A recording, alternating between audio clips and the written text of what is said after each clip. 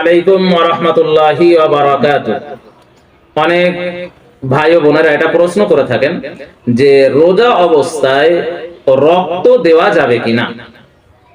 এই বিষয়ে উত্তর হলো যে রোজা অবস্থায় যদি রক্ত দেয় তাহলে রোজার কোনো ক্ষতি হবে না, অর্থাৎ রোজা নষ্ট হবে না।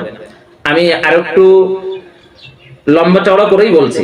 রক্ত দেওয়া মানে রক্ত যদি আপনি এমনি পরীক্ষার জন্য দেন, সেটা সামান্য রক্ত নেয় ডাক্তারবাবুরা, তো সেজন্য যদি রক্ত দেন আপনি, বা যদি কাউকে রক্ত আপনি এমনি শরীর থেকে রক্ত দিচ্ছেন কারোর প্রয়োজন, সেটা 100 গ্রাম 150 গ্রাম 250 গ্রাম এতটা রক্ত হতে পারে, তো আপনার পরীক্ষার জন্য আপনি আপনার শরীর থেকে রোজা অবস্থায় রক্ত বার করছেন, অথবা কাউকে দেওয়ার জন্য আপনি আপনার শরীর থেকে রোজা অবস্থায় রক্ত বার করছেন, এতে কিন্তু রোজা নষ্ট হবে না।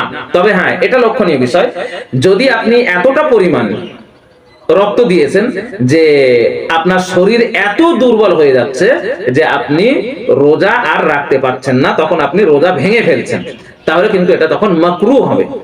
এজন্য অন্তত আপনার মনোবল যতটুকু পাওয়া যায়, যে আমি এতটুকু রক্ত দিলে, বা ডাক্তার যদি আপনাকে বলেন যে এতটুকু রক্ত দিলে আপনার শরীরে কোনো দুর্বলতা আসবে না, আপনি তেমন বুঝে সুঝে রক্ত দেবেন।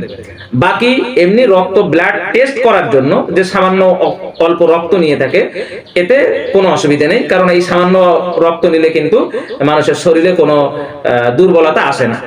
তাহলে খোলাসা হলো বা মোট কথা হলো যে রোজা অবস্থায় আপনি চেক করার জন্য, ব্লাড চেক করার জন্য আপনি এমনি রক্ত নিচ্ছেন, বা কাউকে দেওয়ার জন্য আপনি আপনার শরীর থেকে রক্ত নিচ্ছেন, এতে কিন্তু রোজা নষ্ট হবে না।